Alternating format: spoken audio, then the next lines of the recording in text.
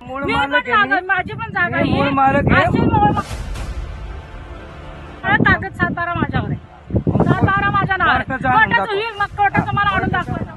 माना कि उनके पास पिस्टल का लाइसेंस है, पर क्या सरकार ने वो गरीबों को धमकाने के लिए दी है? अरे तुला बोलायचं नाही, नीट बोलायचं, नीट बोलायचं. खेड़कर परिवार ने अपनी ताकत का इस्तेमाल कर हमारी खड़ी फसल जला दी थी। वो अमीर लोग हैं, उनसे हम कैसे लड़ते। जमीनी विवाद में हाथ में बंदूक लिए धमकाती हुई महिला आईएएस पूजा खेड़कर की मां मनोरमा है। आईएएस पूजा वही हैं जिन्होंने 2023 में यूपीएससी क्लियर किया था, लेकिन उन पर सिलेक्शन में विकलांगता कोटे का गलत इस्तेमाल, प्रोबेशनरी पीरियड के दौरान अधिकारियों को परेशान करना, अनुचित मांग रखने और अपनी पर्सनल कार पर लाल बत्ती लगाने जैसे कई गंभीर आरोप हैं। अब पूरा ही परिवार सवालों के घेरे में है। लग रहे आरोपों की हकीकत जानने के लिए दैनिक भास्कर खेड़कर परिवार से जुड़े दोनों गांव में पहुंचा। एक नहीं बल्कि कई किस्से हैं आईएएस पूजा और उनकी मां मनोरमा से जुड़े। प्रॉपर्टी, तलाक, फेक कागजात और धमकी जैसी कई बातें एक एक कर सामने आ रही हैं। ये है खेड़कर परिवार का मुल्ची तहसील में पडवली गांव। यही रिटायर्ड आईएएस अफसर दिलीप खेड़कर ने अपनी बेटी पूजा के नाम पर 25 एकड़ जमीन ली थी।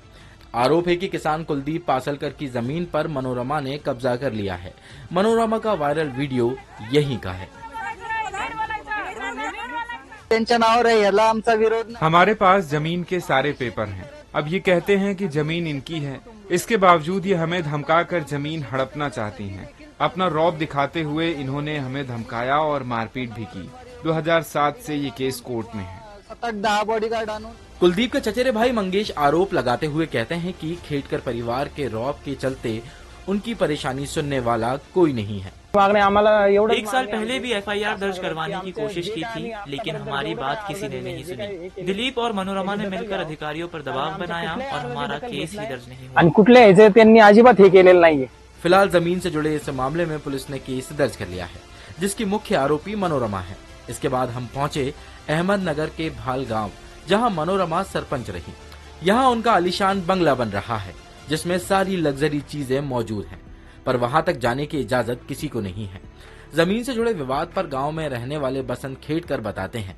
दीदी और रानी साहब और वे 5 साल से गांव की सरपंच रही। इस परिवार ने यहाँ बहुत डेवलपमेंट किया है। उन पर जो भी आरोप लग रहे हैं वो राजनीति से प्रेरित हैं।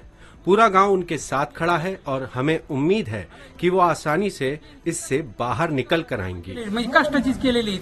गांव में कुछ आगे बढ़ने पर हमारी मुलाकात विठल दादा खेड़कर से हुई।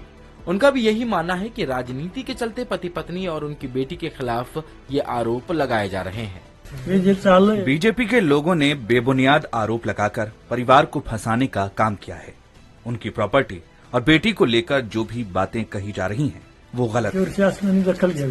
मनोरमा का बीजेपी के साथ कोई जुड़ाव है, इस बात की पुष्टि अभी तक नहीं हुई है। दूसरी तरफ अहमदनगर जिला अस्पताल से पूजा की मेडिकल रिपोर्ट गायब हो गई है। उन पर विकलांगता सर्टिफिकेट भी नकली बनवाने का संदेह है। यूपीएससी में सिलेक्शन होने के बाद जब मेडिकल चेकअप की बारी आई तो पूजा 6 बार बुलाने पर भी सत्यापन करवाने नहीं पहुंची। पूजा द्वारा यूपीएससी को भेजा गया दिव्यांगता का मेडिकल सर्टिफिकेट अगर गलत और ओबीसी की क्रीमी लेयर का वायलेशन सही पाया जाता है तो न सिर्फ उनकी नौकरी खतरे में पड़ सकती है, बल्कि उन्हें धोखाधड़ी और उनकी मां को एक किसान को धमकाने के मामले में जेल भी हो सकती है। आशीष राय, दैनिक भास्कर, पुणे।